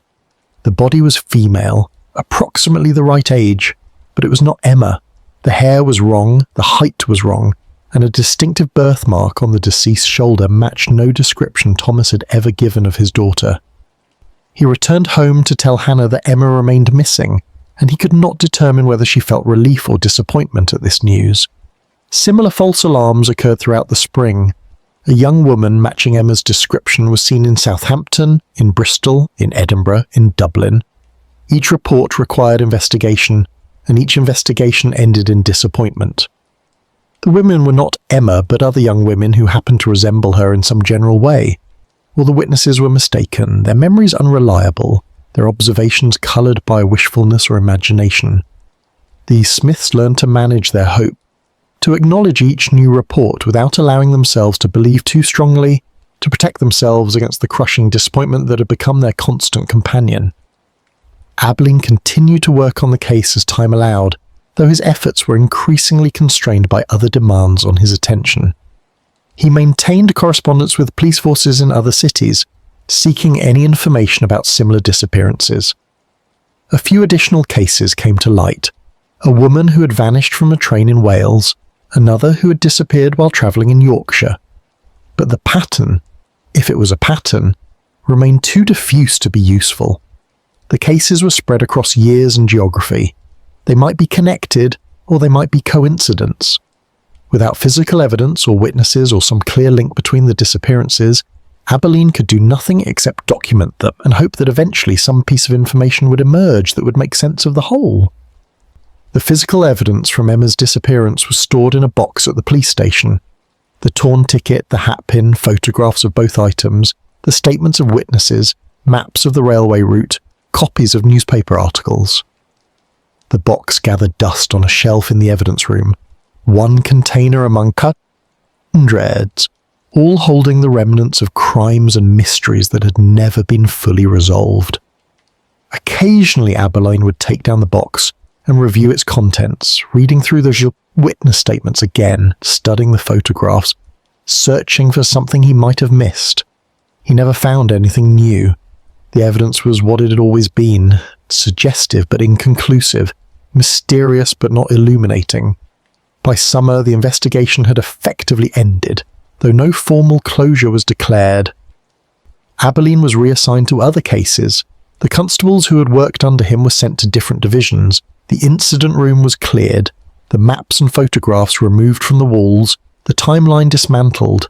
The information was filed away in folders that were placed in cabinets in a basement storage room where old case files were kept. The Emma Smith disappearance joined thousands of other investigations that had been abandoned or suspended, crimes that had never been solved, questions that had never been answered. The Smiths continued their private search even as the official investigation faded. Hannah wrote letters to hospitals and asylums, inquiring about unidentified patients who might be her daughter. Thomas travelled when he could afford it, visiting towns where Emma had supposedly been seen, showing her photograph to shopkeepers and railway clerks and anyone who might remember her. These journeys yielded nothing except expenses the family could not afford and hope that was repeatedly dashed. In September, nearly a year after Emma's disappearance, Thomas Smith closed his shop. The business could not be sustained without his full attention, and he could not give his attention to measuring cloth and calculating prices when his daughter remained missing. He sold his remaining inventory at a loss and found work as a clerk in a larger establishment, accepting a position beneath his previous status because he had no choice. Hannah took in washing and mending to supplement their income. The younger children left school to find employment.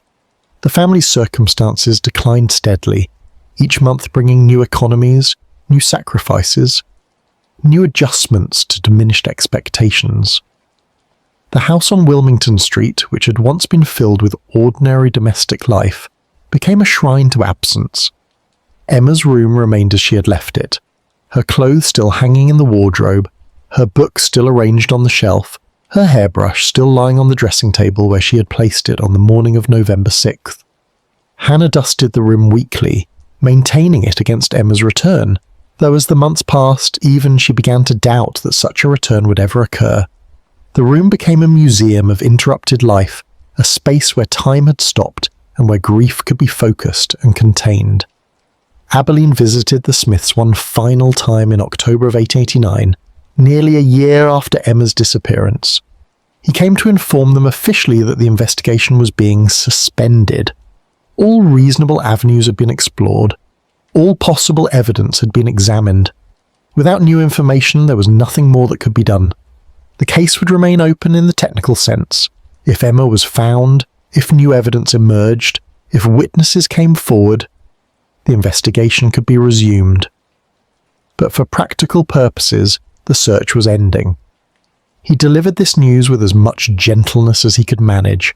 Watching Hannah's face crumple and Thomas's eyes fill with tears they were too proud to shed in front of him. Before leaving, Abberline gave them his personal assurance that he would not forget Emma. If he heard anything, learned anything, discovered anything in the course of his other duties that might be relevant, he would inform them immediately.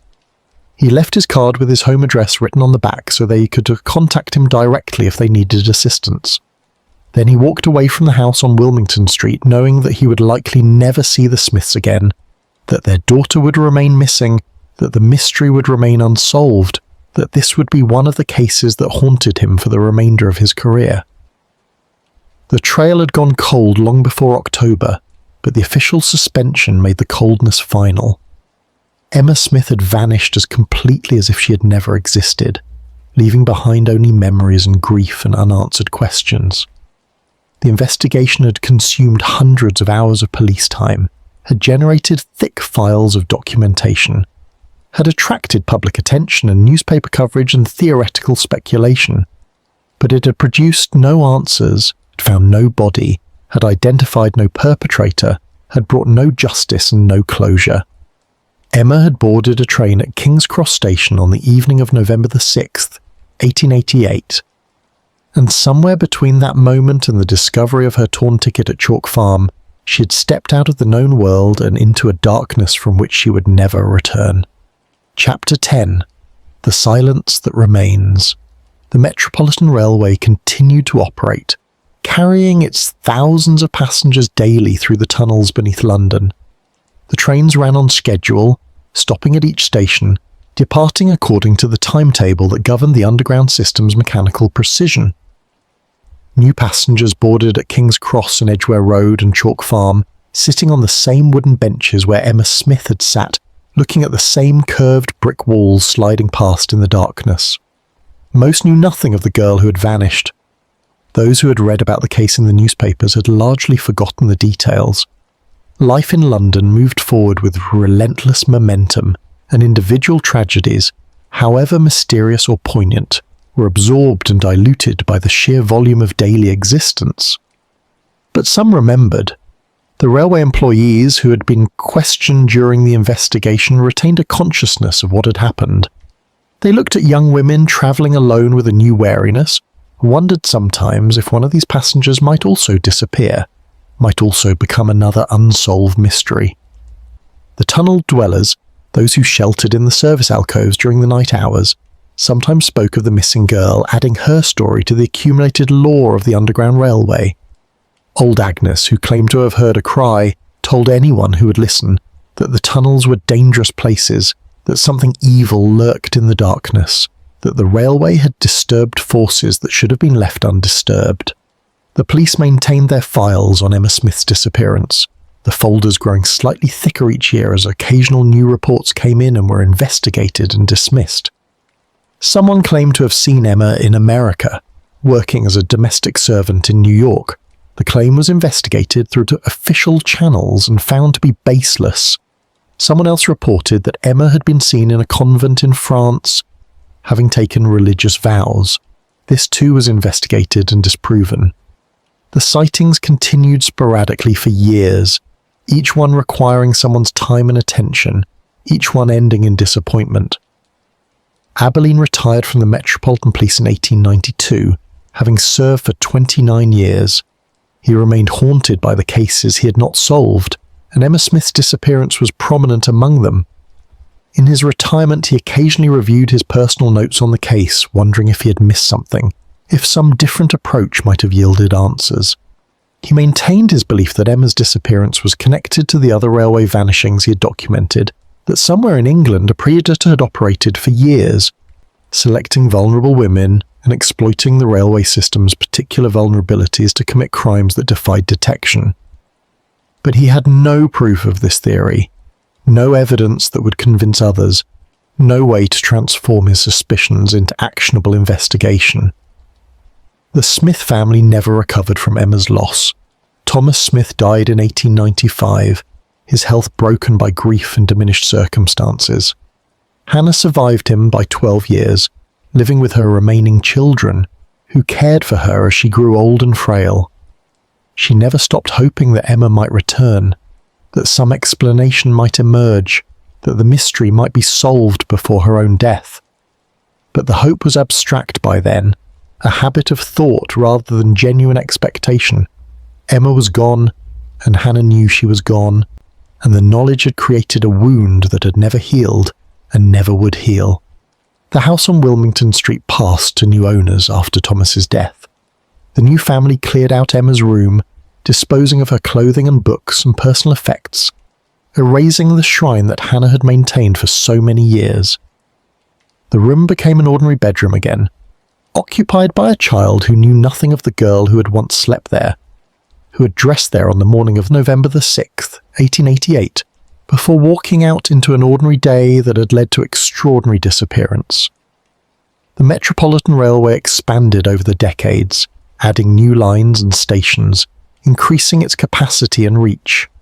The tunnels where Emma had travelled were improved and modernised. Electric lighting replaced gas lamps. Better ventilation systems reduced the smoke and foul air. The railway became safer and more comfortable, though it never became entirely safe, never lost its quality of strangeness, its character as a space between the familiar world and something else, something darker and less comprehensible. Other women disappeared from trains in subsequent years. Not many, and not always under circumstances similar to Emma's case, but enough to suggest that the railways remained sites of particular vulnerability and danger. Some of these disappearances were solved, the women were found, either alive or dead, and explanations were established. Others remained mysteries, joining Emma's case in the accumulating file of unexplained vanishings. The pattern that Abberline had tried to document continued, though whether it represented systematic predation or merely the statistical reality that in a vast railway system operating for decades, some percentage of passengers would inevitably meet with unexplained fates, no one could definitively say. The 20th century arrived, bringing new technologies and new dangers. The Victorian world that Emma had inhabited receded into history, its certainties and anxieties replaced by different certainties and anxieties. The Metropolitan Railway became part of the London Underground, a system so extensive and complex that the original tunnels from 1863 became just small segments of a vast network. The stations were rebuilt, modernised, made unrecognisable from their 19th century incarnations. Chalk Farm Station, where Emma's ticket and hatpin had been found, was eventually demolished and reconstructed in a different location. The platform where those items had lain was buried under new construction, sealed away beneath concrete and steel. The case files on Emma Smith's disappearance were transferred to the National Archives in the 1950s, becoming historical documents rather than active investigations. Researchers occasionally examined them, writing articles or book chapters about Victorian crime and the difficulties of 19th century policing. Emma became a case study, an example of how technology, in this instance, the railway, created new opportunities for crime while simultaneously creating new challenges for detection. Her story was told and retold in various contexts, each retelling adding new interpretations or theories but no new facts. No actual answers to the questions that had troubled Abberline and that continued to trouble anyone who encountered the case. In the early 21st century, amateur historians and true crime enthusiasts discovered Emma's story online and in archives. They created websites and forums devoted to discussing the case, proposing theories, arguing about explanations. Some believed she had been murdered by a railway employee.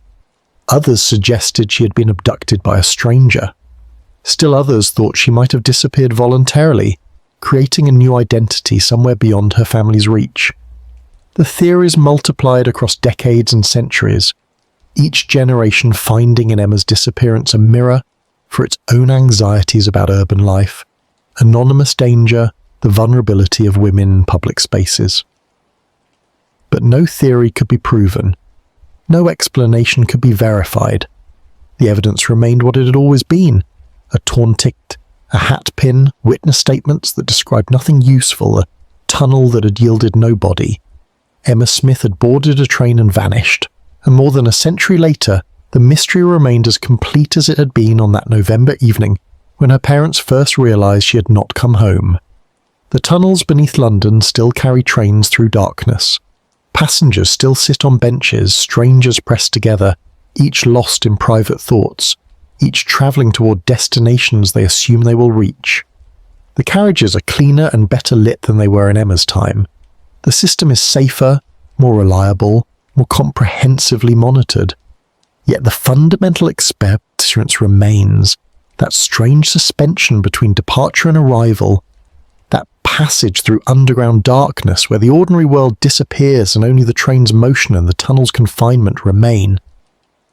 And sometimes, late at night, when the crowds have thinned and the trains run less frequently, when the platforms are nearly empty and the tunnels are full of shadows that electric light cannot quite dispel, those who work in the underground system or travel through it regularly report a sense of presence, a feeling that they are not alone, that something or someone moves through the darkness just beyond the range of vision. They speak of cold spots in certain sections of tunnel, places where the air grows suddenly colder for no reason. They mention sounds that have no obvious source. A cry, a footstep, a breath. Most dismiss these reports as an imagination or superstition, the natural human tendency to populate darkness with ghosts and meanings. But some of those who work in the deepest parts of the system, who walk the tunnels during the night hours when no trains run, maintain that something remains there, some echo or residue of all the lives that have passed through those spaces over more than a century and a half.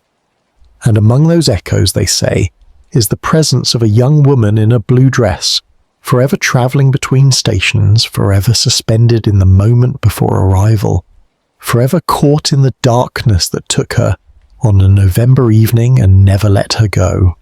The silence that surrounds Emma Smith's disappearance is not the silence of forgetting, but the deeper silence of unanswerable questions, of mysteries that resist every attempt at solution, of losses that can never be recovered or explained.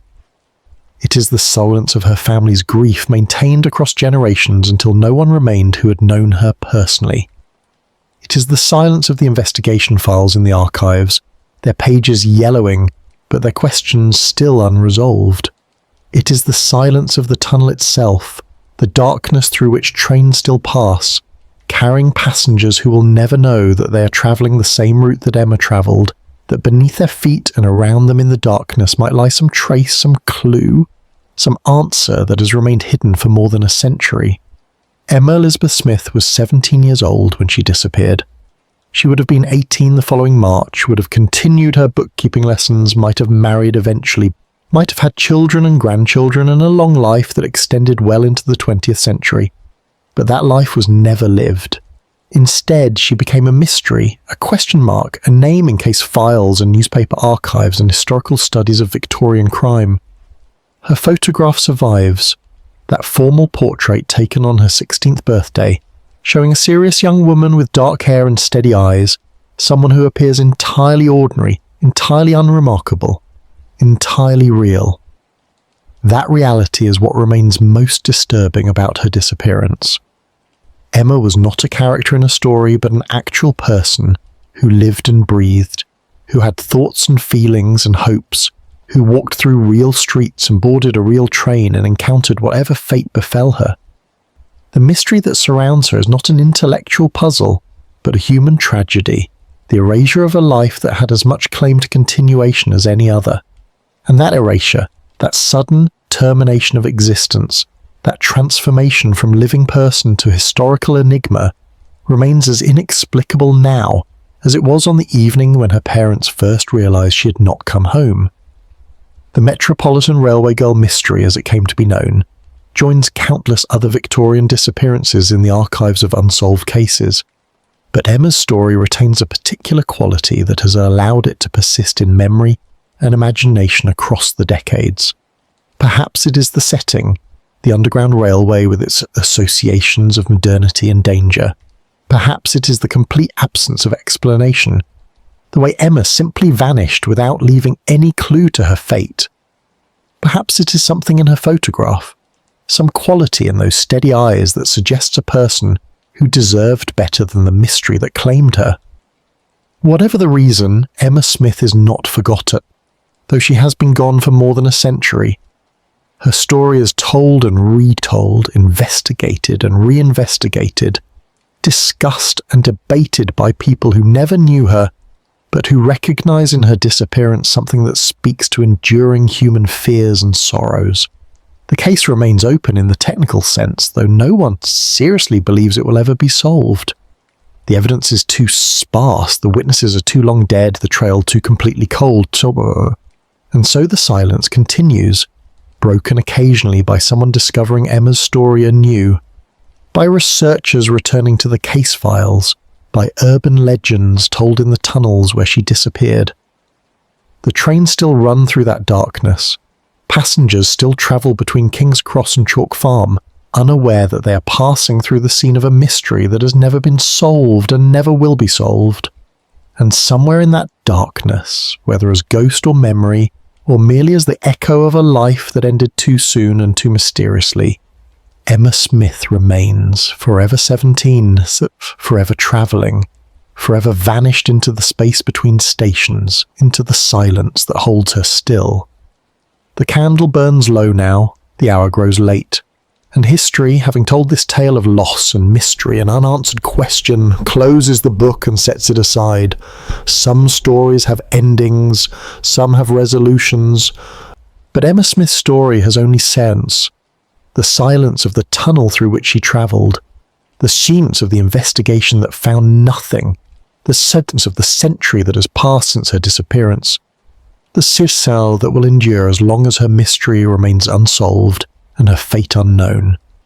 Let that silence now deepen as we draw this tale to its close, as the lamp flickers and fades, as the darkness gathers and settles, as all stories of lost souls eventually must end, not with answers, but with acceptance that some questions will never find their resolution, some mysteries will never yield their secrets, some silences will never be broken by truth.